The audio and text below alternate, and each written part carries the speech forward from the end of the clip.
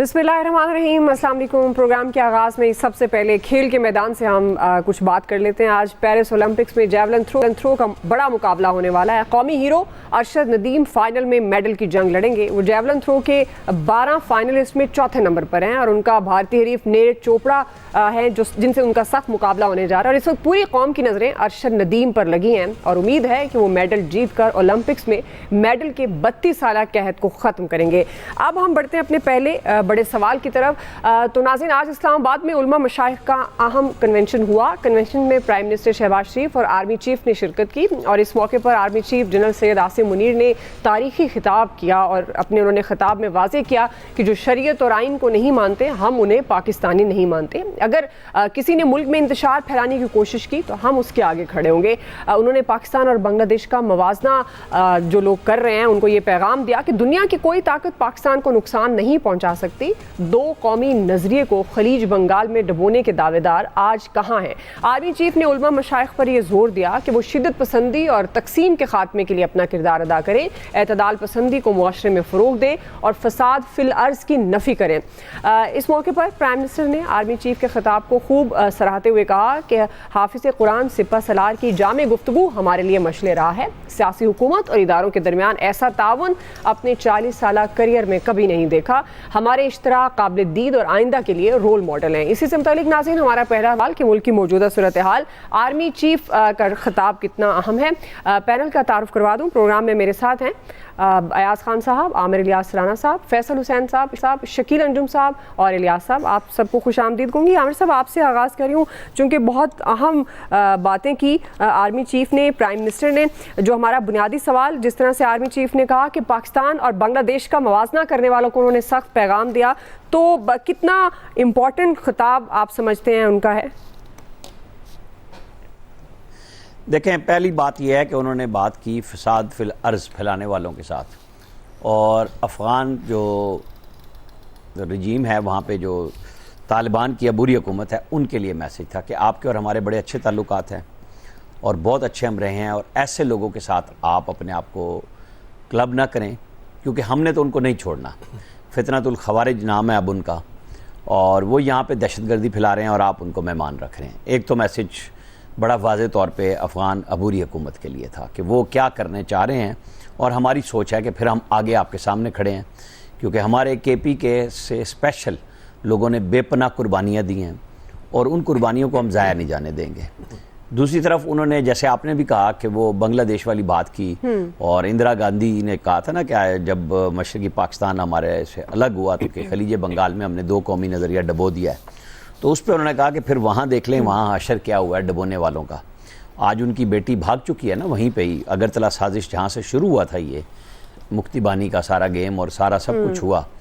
तो अब यहाँ पे जो चंद दिन पहले इमरान खान साहब ने बातें की थी कि जी वो तो पता नहीं तहरीक आज़ादी के मुजस्सम क्या थे शेख मुजीब, और जब वहाँ हालात पलटे हैं तो ये भी पलट गए और उनके साथ बहुत सारे हमारे साफ़ी और दानिश्वर भी पलटे कि जी वहाँ तो फिस्तायत थी, वहाँ फ़लाँ थी। और खान साहब ने भी कल यही बात कही कि जी वो तो मैं तो इसलिए कह रहा था कि मैं तो आगा याया खान को कह रहा था कि वो ये काम कर रहे थे। आज फिर जो बातचीत हुई है उनकी सारी, तो और आर्मी चीफ ने जिस तरीके से अल्लामा इकबाल के अशार भी पढ़े, ज़ाहिर है कुरानी आयात की बात करते हैं। शहबाज शरीफ साहब की आपने बात सुनाई, उसमें यह है कि देखें इमरान खान साहब भी आर्मी के साथ इसी किस्म की गुफ्तगू किया करते थे कि हम बिल्कुल एक हैं और ठीक हैं। असल इशू ये होता है कि फिर जब आप एक और नेक होते हैं फिर गड़बड़ क्यों होती है। खान साहब जिस तरीके से आए थे उस तरीके से जब उन्होंने कहा कि मैं तो असली वज़ीर आज़म बन गया हूँ, तो फिर उनको असली जगह पे भिजवा दिया गया। आज शहबाज शरीफ साहब बिल्कुल ठीक बात कर रहे थे कि ऐसा पहले कभी नहीं हुआ। ज़ाहिर है जब बंदा वज़ीर आज़म होता है तो उसको यही फील होता है कि ऐसा तो कभी पहले नहीं हुआ, उनके साथ पहली दफ़ा हो रहा है और वो चल रहे हैं। अल्लाह करे कि ये मामलात पाकिस्तान के आम आदमी के मफाद में चलें, इसी तरह चले, ये बातों में ना चलें कि हम सस्ता कर देंगे, महंगा कर देंगे, ये नहीं। अमली तौर पे आप बिजली की जो कीमत है उसको कम करें और उसके लिए पहला वही है कि जो सरकारी यूनिट्स हैं आपके, आप बिल्कुल उनके सूद और कर्जे अदा करें, लेकिन जो प्रॉफिट्स हैं वो आवाम के साथ शेयर कर दें। पाकिस्तान के अंदर जो मालकान हैं, आज वो वकास ने खबर भी दी है कि जो 90s में आसिफ अली जरदारी और मोहतरमा बेनज़ीर भुट्टो ने जो IPPs किए थे उनको खैराबाद आप करने जा रहे हैं, बाकियों के लिए गुफ्तगू होगी। तो ये गुफ्तगू जो है ना दिनों में होनी चाहिए, घंटों में होनी चाहिए, ये सालों और महीनों पे मुहित नहीं होनी चाहिए। कि जिसने कैपेसिटी पे ज़्यादा पैसे लगाए हैं कि जितने मेगावाट में कोई और सस्ता प्लांट लगा, तो सबसे पहले तो उनकी पेमेंट भी सस्पेंड करें, उनको अदालतों में घसीटें, उनके पैसे आम आदमी पे लगाएं। अब ये जो बात यहाँ हो रही है कि हमारी आर्मी जिस बात पे भाग रही है और दौड़ रही है वो ये है कि दहशतगर्दी का कला कमा होना चाहिए, नफरत के बीज ना हो, डिजिटल दहशतगर्दी ना हो। तो ये सब मिला के एफर्ट्स तभी कामयाब होंगी ना जब आप आवाम को भी खुशहाल करेंगे। आप आवाम को खुशहाल कर दें, लोग नहीं बात करेंगे। इसलिए सारी तवज्जो जहां फसाद फिल अर्ज के ऊपर आर्मी चीफ कर रहे हैं वहां हुकूमत की ये भी होनी चाहिए कि इस अर्ज पाक में रहने वाले जो लोग हैं उनके लिए भी जिंदगी आसान कीजिए, सहल कीजिए। जी अयाज साहब, एक तो अरशद नदीम चूँकि आज रात गालिबन 11:25 पे शुरू होने फाइनल्स उसके जेवलिन थ्रो के, बेस्ट ऑफ लक। और नीरज चोपड़ा चूँकि लास्ट टाइम जब ये दोनों आमने सामने आए थे वर्ल्ड चैम्पियनशिप में नीरज का गोल्ड मेडल था, इनको सिल्वर मिला था। फिर कॉमनवेल्थ गेम्स में इन्होंने मेडल लिया, गोल्ड मेडल लिया। तो हम उम्मीद यही करते हैं कि वो मेडल एटलीस्ट ले लें ताकि वो इतने साल से जो हमें मेडल नहीं मिला वो। और दूसरा मेडल मैं आर्मी चीफ साहब को मुबारक देना चाहूँगा कि पाकिस्तान की तारीख में ऐसा बीबा अच्छा प्राइम मिनिस्टर नहीं मिला होगा इस मुल्क को। वो जिस तरह से उन्होंने तारीफ़ें की, मुझे ऐसे याद पड़ता है कि गालिबन शहबाज शरीफ साहब ने कहा था कि जितना ताउन इमरान खान को मिला इस्टेब्लिशमेंट की तरफ से, हमें आधा भी मिल गया होता तो हम मुल्क को पता नहीं कहाँ ले जाते। तो अब मुबारक हो, उससे ज़्यादा आप खुद एतराफ़ कर रहे हैं ना कि तो मिसाली और मॉडल उसको करार दे रहे हैं कि ऐसा तो कभी हुआ ही नहीं। तो वो इसका मतलब ये है कि बहुत तेज़ी से तरक्की करने वाले हैं।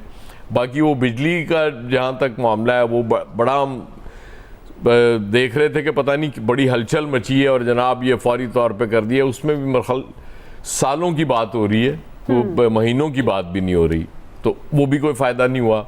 और वो अभी किसी ने वो मजाक में मुझे भेजा था कि जमात इस्लामी के धरने का पहला गैर हतमी नतीजा आ गया कि ₹2.56 फी यूनिट इजाफा। खैर वो जो फ्यूल एडजस्टमेंट में ही है, लेकिन देना लोगों को पड़ेगा, वो चाहे जिस मद में भी हो। तो कोई सीरियसनेस मुझे नज़र नहीं आ रही। वो अच्छा हुआ आमिर ने वो बता दिया कि फितना उल खवारिज के हवाले से, और क्योंकि ज़ाहिर है इस मुल्क में गैर मुस्लिम भी बहुत बसते हैं, तो उनकी कोई दिल आज़ारी नहीं होनी चाहिए कि वो रेफरेंस उधर ही है, वो जो फितना है उनकी तरफ, और वो रेफरेंस ओवरऑल नहीं है क्योंकि शरीयत को तो ज़ाहिर है वो फितना नहीं मान रहा ना, और ना आइन को मान रहा है, तो प्योरली वो इशारा उस तरफ है। इसलिए किसी का वो हार्ट बर्निंग नहीं होनी चाहिए, ये बड़ा ज़रूरी होता है। क्योंकि ज़ाहिर है एक क्रिश्चियन है या कोई हिंदू है, सिख है, वो सोच सकता है कि जी मैं मतलब शरीयत तो मैं नहीं मानता, तो मुझे पाकिस्तानी होने का राइट नहीं है, तो उनको राइट मौजूद है, पूरा है। बातें बड़ी अच्छी होती हैं। ज़ाहिर है एक फोरम ऐसा है उलमा का दुआ कि ये बहुत पॉजिटिव रोल प्ले करना चाहिए, क्योंकि एक आम मोहल्ले की जो मस्जिद होती है ना, मोहल्लेदारों की अक्सरियत उस मौलवी की बात मान रहे होते हैं जो वो वहाँ पे कह रहा होता है। उनको लगता है कि ये दीन के हवाले से, शरीयत के हवाले से ये बेहतरीन शख्स वही है जो हमें गाइड कर सकता है। एक आम आदमी की मैं बात कर रहा हूँ, जो पढ़े लिखे लोग होते हैं उनकी बात नहीं कर रहा। तो इसलिए ये मसाजिद बहुत इम्पॉर्टेंट रोल प्ले करती हैं और कर सकती हैं मुआशरे को बनाने में, तो इसलिए इनकी जिम्मेदारी और ज़्यादा बढ़ जाती है। सबसे ज़्यादा खुशी की बात ये है कि इतने मिसाली ताल्लुकात, इतनी आइडियल रिलेशनशिप है, तो बहुत जल्द हमें चीज़ें बेहतरी की तरफ जाती नज़र आनी चाहिए, लेकिन आई एम सॉरी नज़र आ नहीं रही। मतलब वो जो इतना मिसाली ताल्लुक के बाद आम आदमी को फ़र्क पड़ना चाहिए ना उन चीज़ों का। आम आदमी से बहुत दूर हैं ये चीज़ें अभी तक। तो आई होप कि कुछ चीज़ें, क्योंकि माफियाज़ का जिक्र आज आर्मी चीफ साहब ने भी किया, मैं नहीं समझता कि कोई माफिया रियासत से ज़्यादा ताकतवर हो सकता है। तो मेरा ख्याल है रियासत को वहाँ भी अपनी रेट दिखानी चाहिए। ये जो स्मगलिंग करा रहा है माफिया, ये जो भी लोग हैं इसमें मुलव्वस हैं, जितने मर्जी ताकतवर या बासर हों, और रियासत को उन्हें कुचलने में जल्दी करनी चाहिए ताकि कुछ लोगों के लिए बेहतरी हो सके। सही जी। फैसल साहब, जिस तरह प्राइम मिनिस्टर साहब भी कह रहे हैं कि एक बहुत अच्छी कोऑर्डिनेशन, मिसाली कोऑर्डिनेशन है, फिर वही बात जो अभी आमिर साहब ने भी की और अयाज साहब भी खास तौर पर कर रहे हैं कि फिर आम आदमी को फ़र्क पड़ना चाहिए। ज़ाहिर है वो तो जब डिलीवर करेगी गवर्नमेंट, आम आदमी को सहूलियात देगी तो तभी पता चलेगा ना कि किस तरह से हुकूमत काम कर रही है। तो आपके ख्याल में फिर ये वाकई आम आदमी को फ़र्क पड़ता हुआ आइंदा आने वाले दिनों में नज़र आएगा? क्योंकि आज हमें अंदाज़ा हो गया कि तमाम तर मौके गवर्नमेंट के पास हैं, वो काम कर सकती है खुलकर। और आर्मी चीफ का खिताब बांग्लादेश के हवाले से भी और जो अफगानिस्तान ख़ास तौर पर टीटीपी के हवाले से कितना इम्पोर्टेंट है? जहाँ तक आर्मी चीफ के खिताब का ताल्लुक है तो उन्होंने बुनियादी तौर पे पाकिस्तान के अंदर और पाकिस्तान से बाहर से जो साजिशें हो रही हैं, जो फितना फैलाया जा रहा है, उसके ख़िलाफ़ जो है वो अपना एक मौक़िफ़ पेश किया है और बिल्कुल वाज़ेह लफ्ज़ों में कहा है कि दहशतगर्दी या इंतहा पसंदी या इंतशार किसी भी सतह से फैलाने की कोशिश की जाएगी, उस पर कोई जो है कंप्रोमाइज़ नहीं किया जाएगा। इंतशार के जो है वो मुख्तलिफ जो है असबाब हैं, उन असबाब के ख़ात्मे के लिए भी जब आर्मी चीफ ने ये बात की, यकीनी तौर पे उनके पास पूरा एक लाएअमल होगा जिस बुनियाद पे उन्होंने ये खिताब किया है। और खिताब जो है आज जो काफ़ी मौजूद बहस भी रहा है उनका मीडिया में, सोशल मीडिया में। और सोशल मीडिया में जो डिजिटल दहशतगर्दी की जो टर्मिनोलॉजी इस्तेमाल हो रही है वो भी उन्होंने जो है वो इस्तेमाल की। और डिजिटल मीडिया के ज़रिए, जो सोशल मीडिया के ज़रिए जो दहशतगर्दी या इसको अगर हम एक आम लफ्ज़ों में बोलें, जो इंतशार फैलाने की कोशिश की जा रही है या आम आदमी को रियासत से बदजन करने की कोशिश की जा रही है, तो उसके खात्मे के लिए जो है वो सख्त इक़दाम किए जाएंगे। ये हुकूमत का भी मौक़िफ़ है, इस्टेब्लिशमेंट का भी मौक़िफ़ आ गया। अगर पाकिस्तान में इस तरह का काम हो रहा है और ख़ास तौर पर बैरून मुल्क बैठ के बहुत सारे लोग ये काम कर रहे हैं जिससे दुश्मनों को जो है वो फ़ायदा पहुँच रहा है, अगर हुकूमत इस हवाले से कोई कोशिश करती है, रियासत कोशिश करती है, तो यकीनी तौर पे जो है वो सब इसका जो है वो साथ देंगे। इंतशार या फितना अगर वो माशरे पे असरअंदाज हो रहा है और उससे जो है आपके लिए जो है एक आम आदमी के लिए भी मसाइल पैदा हो रहे हैं और हुकूमती अमूर चलाने में भी मुश्किलात हो रही है, तो उसके खात्मे में तो ज़ाहिर है पूरी कौम एक है, किसी को जो है वो एतराज़ नहीं है और होना भी नहीं चाहिए। यही आर्मी चीफ ने जो है बयान किया। जहाँ तक शहबाज शरीफ साहब का ताल्लुक है, उनकी तकरीर तो बहुत ही आज दिल हिला देने वाली तकरीर थी। बहैसियत वज़ीर आज़म जो उन्होंने खिताब किया है वो तो शायद कभी पहले किसी ने सुना ना, इस बात का कोई इम्कान है कि दोबारा कोई इस तरह का खिताब जो है वो सुन सकेगा। बहुत ही हर आदमी के दिल में जो है ना उनकी बात उतर गई है, वो गालिब के शेर की तरह। तो बहरहाल दोनों एक पेज पे ये अच्छी बात है। अब इस एक पेज का होने का जो है अगर इस कौम को, मुल्क को भी फ़ायदा पहुँच जाए तो बहुत अच्छी बात है और आम आदमी को भी इस एक पेज पर होने के समरात और उसके असरात आ जाएं तो अच्छी बात है, जो अब तक जो है वो नज़र नहीं आ रहे। तो अब उसमें कहाँ पे कमज़ोरी हो रही है, कहाँ पे जो है वो जो भी मामलात हैं, तो कोशिश करें दोनों जब एक पेज पे तो देख लें कि कहाँ पे कमज़ोरियाँ हैं ताकि जो आम आदमी की मुश्किलात हैं उनको दूर किया जा सके। और शहबाज शरीफ साहब का जो फ़न खिताबत है, हम उम्मीद करते हैं वो इस तरह के खिताब से जो है वो मजीद भी इस तरह के खिताब करेंगे। लोगों को अच्छा लगा शहबाज शरीफ का खिताब सुन के, सही है, और उम्मीद है आइंदा भी इस तरह का खिताब आपको सुनने को मिलेगा। आज गालिबन शबाना रोज उन्होंने शकील अंजुम साहब, आप भी इम्प्रेस हैं प्राइम मिनिस्टर के खिताब से जिस तरह फैसल साहब हैं? पूरा पाकिस्तान नहीं, बड़ा जबरदस्त खिताब करते हैं, फन खिताबत तो उनका खत्म है। और उसी खिताबत के दौरान वो सारे पाकिस्तान और अवाम के मसाइल हल कर देते हैं और वो कहते हैं कि बहुत ही दर्द है उनके दिल में। तो अब आते हैं आपके सवाल की तरफ। तो ऑडियो लेवल बढ़ाइएगा शकील अंजुम साहब का। बड़ा सवाल जी दर्द दिल है, फिर भी आवाज नहीं आई। चीफ ने आज कभी आवाज चली जाती है। आर्मी चीफ ने आज खिताब किया तो उस खिताब के अंदर दो मैसेज तो बड़े क्लियर हैं। शहबाज शरीफ के खिताब के असरात से अभी तक बाहर नहीं निकले शकील भाई। अफगानिस्तान के हवाले से उन्होंने कहा कि 40 साल तक अफगानिस्तान के लोगों की खिदमत की पाकिस्तान की अवाम ने, और उसका नतीजा ये मिल रहा है कि वहाँ से दहशतगर्दी जो है पाकिस्तान में फैलाई जा रही है। तमाम जो फितना है या फितनतुल ख़वारिज है और बाकी जो ग्रुप्स हैं वो अफगानिस्तान में बैठकर पाकिस्तान के अंदर दहशतगर्दी कर रहे हैं और उनको उन्होंने बड़ा क्लियर मैसेज दिया है। इसके अलावा उन्होंने जो दूसरा मैसेज है वो पाकिस्तान के अंदर जो लोग हैं और ख़ास तौर पर जो नई इस्तिलाह DGISPR ने भी बताई है कि डिजिटल दहशतगर्द, जी जी उन दहशतगर्दों के हवाले से भी उन्होंने खबरदार किया है कि सोशल मीडिया के ऊपर जो बात की जा रही है, जो इंतशार फैलाया जा रहा है, फिर उनसे भी आईनी हाथों से निपटा जाएगा। तो बात तो ठीक है आर्मी चीफ की कि जो फितना फसाद मुल्क में पैदा करेगा उनके खिलाफ कार्रवाई बिल्कुल होनी चाहिए और पूरी कौम इस मकसद में उनके साथ खड़ी है। तो लेकिन सवाल ये है कि फिर इसके बाद क्या होगा, इसके बाद अवाम को क्या मिलेगा। जिस तरीके से आज वज़ीर आज़म मियाँ शहबाज शरीफ साहब ने तकरीर की है तो मुझे तो बिल्कुल इमरान खान की तकरीर याद आ गई और मेरे ख्याल जो तकरीर लिखने वाला है वो वही होगा जिसने इमरान खान की तकरीर लिखी थी। कोई अल्फाज का उन्होंने रद्दोबदल किया है, बाकी जो मफहूम है बिल्कुल एज इट इज़ वही है जो इमरान खान तकरीर करते थे कि तमाम इदारे एक पेज पर हैं, पाकिस्तान की फ़ौज और हुकूमत एक पेज पर है और दोनों मिलकर हम आवाम के मसाइल जो है वो हल कर देंगे। आज यही अल्फाज वज़ीर आज़म मियाँ शहबाज शरीफ ने दोहराए हैं। ज्यादती कर रहे हैं आप, ऐसी तकरीर तो कभी आज तक किसी ने नहीं की जिस सत्ता की उन्होंने की है। नहीं देखें बात सुने, बिल्कुल इमरान खान भी यही कहते थे क्योंकि मैंने यही कही थी कि ये वैसे ही तकरीर थी जैसे इमरान खान कहते थे, ज्यादती ना करें। अब ये बिल्कुल वही सराइकी इलाके से हमारे भाई बात कर रहे हैं, मैं उनके साथ हूँ।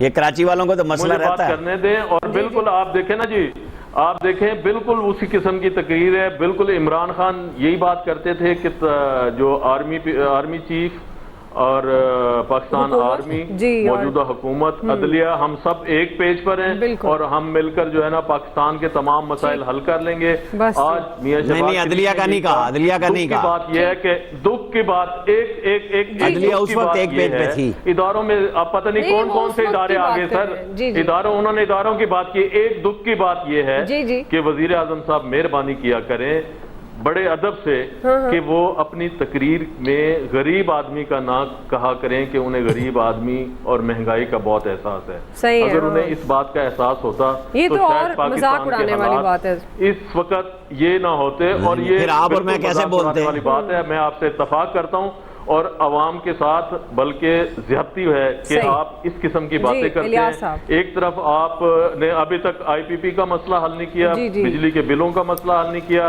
गंदम आपने नहीं खरीदी काश्तकारों से, ऊपर से आप बात करते हैं कि मुझे गरीब आदमी का एहसास है। तो इस हवाले से फिलहाल मत फैलाएं शकील अंजुम साहब, सख्त एक्शन होगा।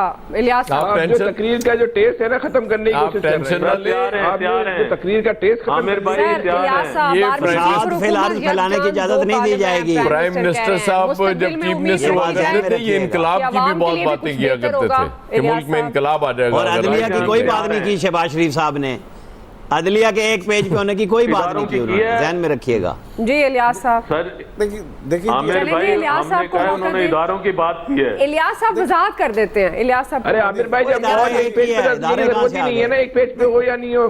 देखिए अभी तो प्राइम मिनिस्टर, अरे आमिर भाई जब फौज एक पेज पे ना तो जरूरत ही नहीं है कि एक पेज पे होने चलें ठीक है। प्राइम मिनिस्टर साहब ने तो वाज़ेह कर दिया कि जी ना बड़ी जरूरत है, सारी जमानतें वहीं से हो रही हैं भाई। इस टाइम प्राइम मिनिस्टर साहब ने तो वाज़ेह कर दिया कि जी हम बिल्कुल एक पेज पे मिलकर काम कर रहे हैं और अवाम के फलाह बहबूद के लिए काम कर रहे हैं, जो कि वो हमेशा इस बात पर कहते हैं। आज नई बात नहीं की, उन्होंने हमेशा यही कहा कि बड़े अच्छे तरीके से आसान तरीके से चल रहे हैं। असल बात तो ये थी कि आर्मी चीफ साहब ने जो जिन लोगों को आज जवाब दे दिया कि वो बंगाल के साथ ना मिलाएं कि सूरत हाल को इधर से लेके इस तरह की बात को, जो वैसे बांग्लादेश की सूरत हाल के बाद बहुत ज्यादा लोग कंपैरिजन करें। एक जो हमारे यहाँ जो शुरू हो जाती है, जो जिसको कहा जाता है डिजिटल दहशतगर्दी, जो एक खास तौर पर यहाँ 9 मई को जरूरत यही काम करने की कोशिश की गई थी, लेकिन फौज ने वो काम नहीं किया। जी बिल्कुल, वो जो कि पाकिस्तान से बाहर भी बैठे हैं, वो बैठ के हर वक्त न सिर्फ वो पाकिस्तानी बल्कि दूसरे हैं, दुश्मन हैं जो शर पसंदी फैलाने की कोशिश करते हैं,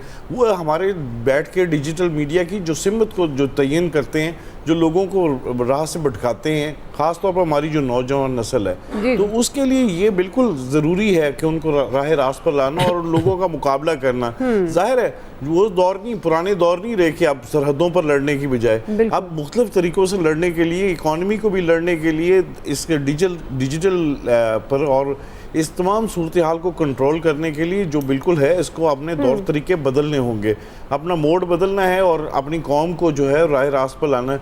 ज़ाहिर है 9 मई को भी इसी तरह की करने की कोशिश जो लोगों ने की थी, उस शर पसंदी के ख़िलाफ़ ख़ास तौर पर बड़ी कामयाबी मिली कि मुल्क में इस्तेहकाम रहा और जो इस तरह की चीज़ नहीं हुई जो कि हमारे साथ जो हमें अपनी पाक फौज पर जो भरपूर तरीके से एतमाद होना चाहिए और फ़ख्र होना चाहिए कि उन्होंने इस तरह भरपूर तरीके से मुकाबला किया। लेकिन जो आज जो इंतशार जो लोग फैला रहे हैं उनका सरहदों के पार भी बैठ के उनका मुकाबला करना है ताकि ये लोग जो है इसके बारे में उलमा को भी किरदार अदा, बिल्कुल जी उलमा का बड़ा अहम किरदार है और लोगों की जो सिमत का तयन करते हैं कि वो जो सारा कहते हैं यही अगर हम मुस्तकिल होंगे ये दहशतगर्दी की जो जंग एक तवील लड़ी जा रही है उसमें अगर हम मजबूत होंगे तो हमारी मुल्क की जो इकॉनमी है वो भी बेहतर होगी। जाहिर है इस वक्त जो इन्वेस्टर्स हैं वो पॉलिटिकल सूरत हाल दहशतगर्दी की सूरत हाल देख के पाकिस्तान की तरफ कोई नहीं इस वक्त कर रहे, तो हमें इस चीज़ को चेंज करना होगा। बाकी रहा प्राइम मिनिस्टर की जो तकरीर है, प्राइम मिनिस्टर ने तो इस तरह की तकरीर करनी है कि जी बिल्कुल उन्होंने बताना है कि जो असल जो चीज़ है जो जिस पर आना चाहिए कि जो बिजली का बिल बढ़ गया आज फिर दौर पे एडजस्टमेंट अगर गवर्नमेंट को अगर कर रहे हैं, अगर 15 मुआहदे ख़त्म करें तो इस एडजस्टमेंट को भी उनको क्लियर करना चाहिए था। जाहिर उन्होंने कहा था 50 बिलियन की जो सब्सिडी दे रहे हैं वो भी नजर आनी चाहिए कि कहाँ मिली है, किस लोगों को मिली है। आर्मी चीफ और प्राइम मिनिस्टर का सब्सिडी यहाँ भी कोई सुनना नहीं चाहता है और क्योंकि वक्त ब्रेक का हो चुका है और अभी हम ब्रेक की तरफ जा रहे हैं नाज़रीन।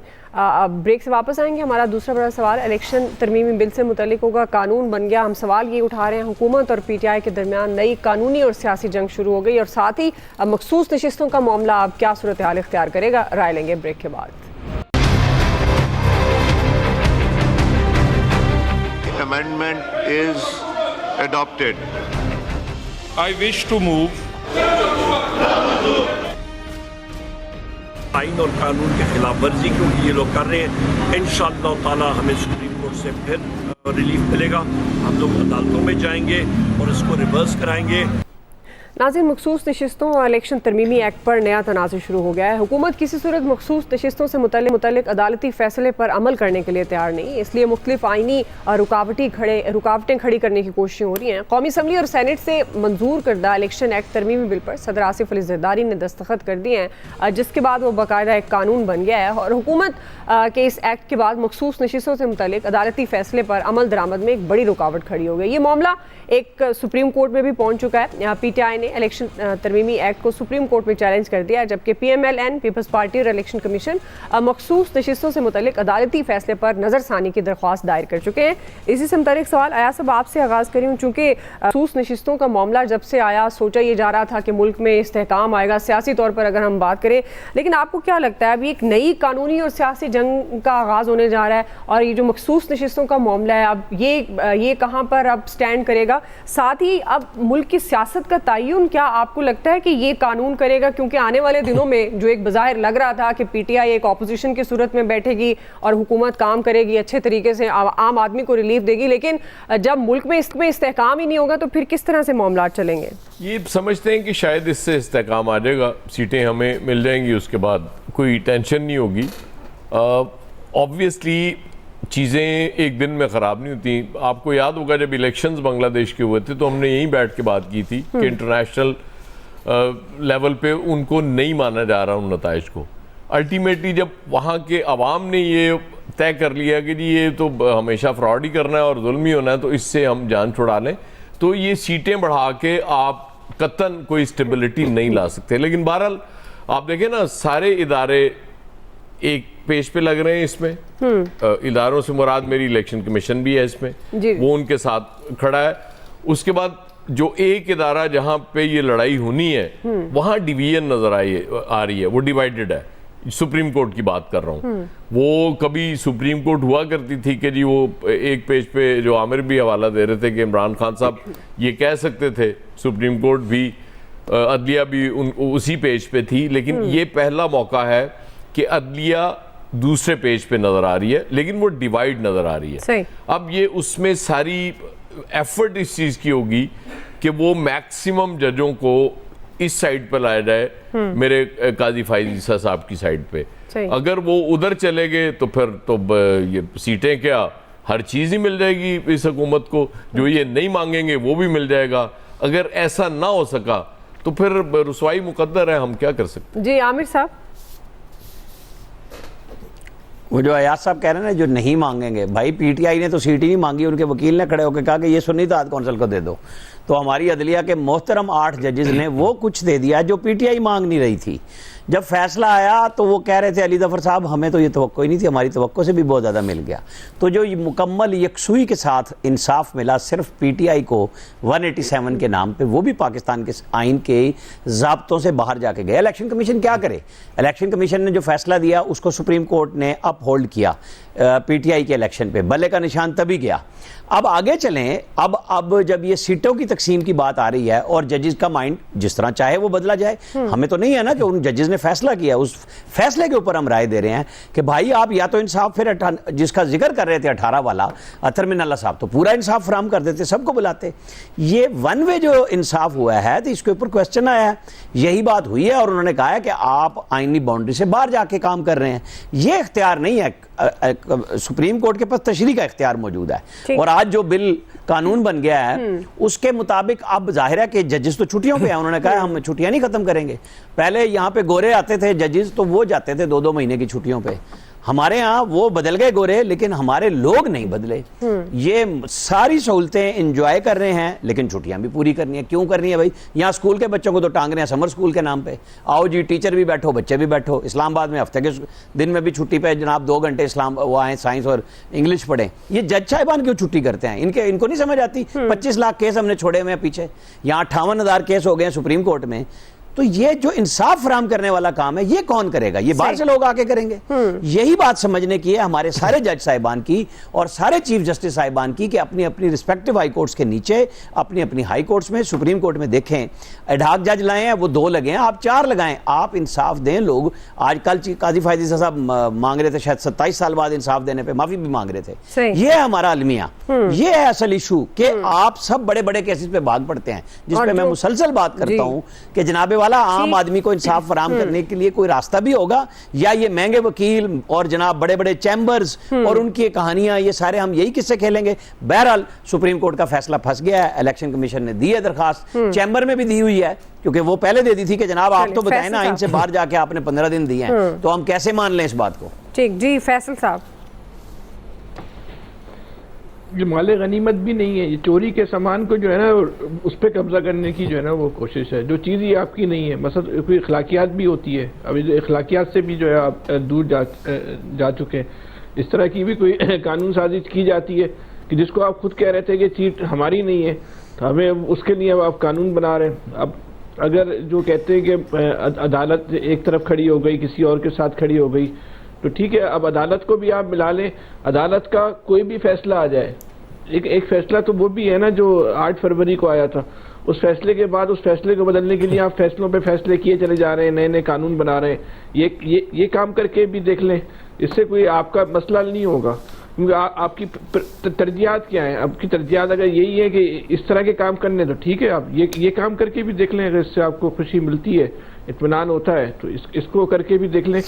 मसाइल हल नहीं हो रहे और आपको लग रहा है कि आपकी तरजीहात में वो चीज़ शामिल भी नहीं है, ठीक है, चलने दे पाकिस्तान इसी तरह। जब सब मुतफिक हैं कि पाकिस्तान को इसी तरह चलाना है, तो ठीक है, चलाएं पाकिस्तान।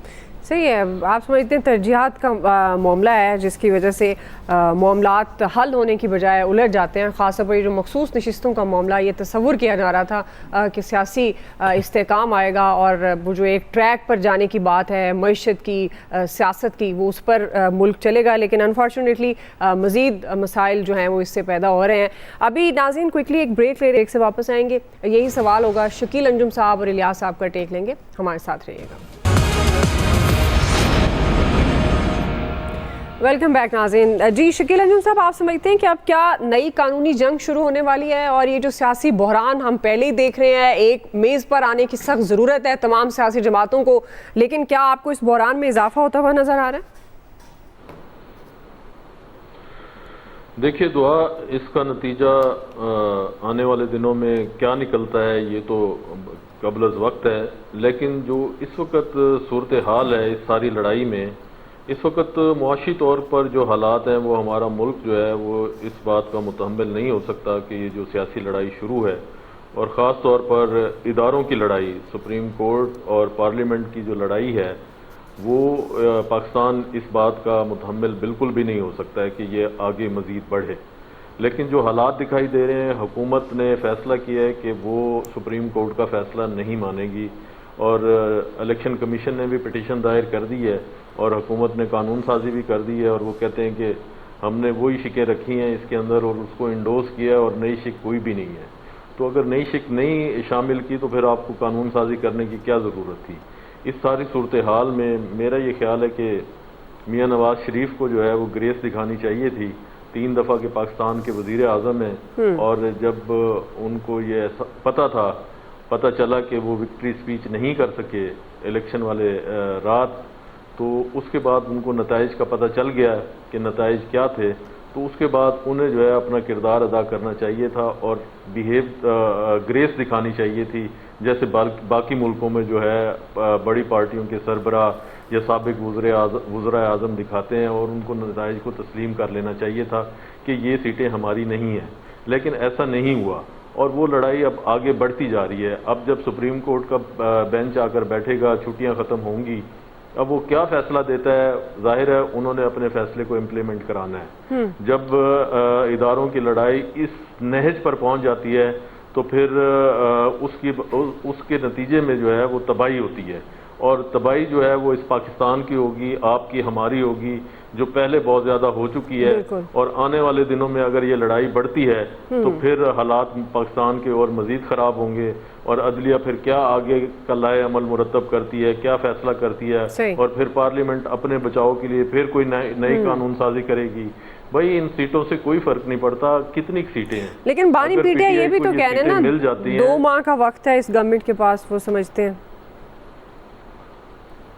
देखिए ये तो शुरू दिन से जैसे ही पाकिस्तान में कोई गवर्नमेंट फॉर्म होती है उसके दिन गिनना शुरू कर देते हैं हम तमाम लोग बैठ कर कि ये आज इतने दिनों की मेहमान है। जब कोई नई डेवलपमेंट होती है तो हुकूमत के खात्मे के और उसके जाने के बारे में पेशगोइयाँ शुरू हो जाती हैं। तमाम के तमाम लोग जो है ना वो पेशेनगोइयाँ शुरू कर देते हैं, ये हुकूमत इतने दिन की मेहमान है, इतने दिन चलेगी। लेकिन इसका फैसला जो है वो इदारों ने ही करना है कि कौन सी हुकूमत ने कितने दिन चलना है, कौन सा वजीर आजम कितने दिन रहेगा।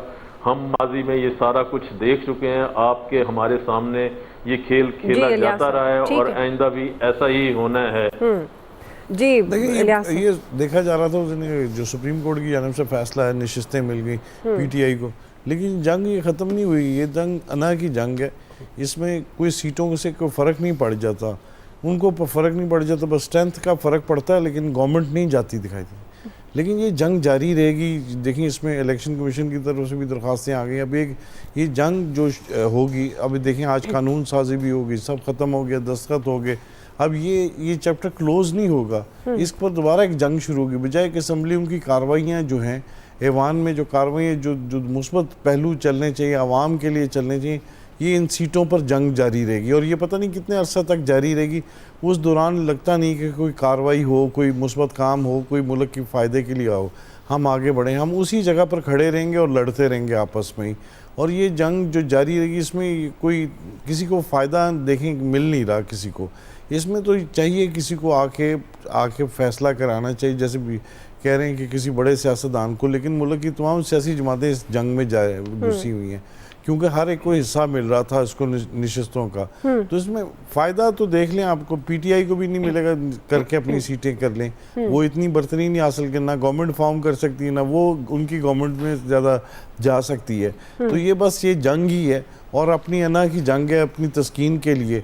इसमें आवाम को तो कोई फ़ायदा नहीं है, आवाम को तो मुश्किलात का सामना ही करना पड़ेगा, ना उनकी फलाह बहबूद के लिए, ना उनके लिए कोई मुस्बत काम होगा, ना कोई डेवलपमेंट का काम होगा उनके लिए, कोई उनके लिए बहाली के लिए, उनके जो महंगाई में पिस रहे हैं वो ये इसी तरह जंग रहेगी आपस में। अना की आपस में बायकाट हो गया, ये हो गया, उस तरह चलता रहेगा सिलसिला। बाहर तकरीरें एक दूसरे के खिलाफ इस तरह करते रहेंगे, वही कशीदगी का सिलसिला जारी रहेगा और ये पता नहीं कितने अरसे तक जारी रहता है, जब तक अब ये सुप्रीम कोर्ट की 2 महीने तो ये कंफर्म हो गया कि ये मसला ठप हो गया और इसमें ही रहेंगे हम फंसे। ऐसा एक ज़िमनी सवाल, जिस तरह बानी पीटीआई जेल से ये पेशगोई कर रहे हैं कि 2 माह के लिए हुकूमत है, तो क्या वाकई हुकूमत को खतरा है? अभी हम बात भी कर रहे थे, प्राइम मिनिस्टर शहबाज शरीफ साहब कह रहे हैं कि हम एक पेज पर हैं जो और मुल्क की फलाह, आम आदमी की फलाह के लिए, बेहतरी के लिए काम कर रहे हैं, तो क्या खतरा है आप समझते हैं? पेज तो खैर छोड़े ना, वो पेज एक यूं भी हो जाता था ना बाज़ दफ़ा, वो उसका इशू नहीं है। ये ज़ाहिर है इस तरह का जब कोई स्टेटमेंट दी जाती है या बयान दिया जाता है तो वो एक ख़ास रेफरेंस के हवाले से दिया जाता है। उनको लगता है कि ये 2 महीने में उसके बाद काजी साहब की भी रिटायरमेंट की एज आ जाएगी, वो मतलब वो रिटायर हो रहे होंगे और कुछ और भी उनको उम्मीद है, तो उनको लगता है कि 2 महीने बाद फिर ये हुकूमत नहीं सही है। ये उनकी अपनी उम्मीद के मुताबिक जो है वो उनकी पेशगोई है। बहरहाल जी, क्या नई कानूनी जंग शुरू होने वाली है, ये हमारा सवाल एक्सपर्ट्स की राय जान चुके हैं। आज के एक्सपर्ट से इतना ही, फीडबैक दीजिएगा, ख्याल रखिए, अल्लाह हाफिज़।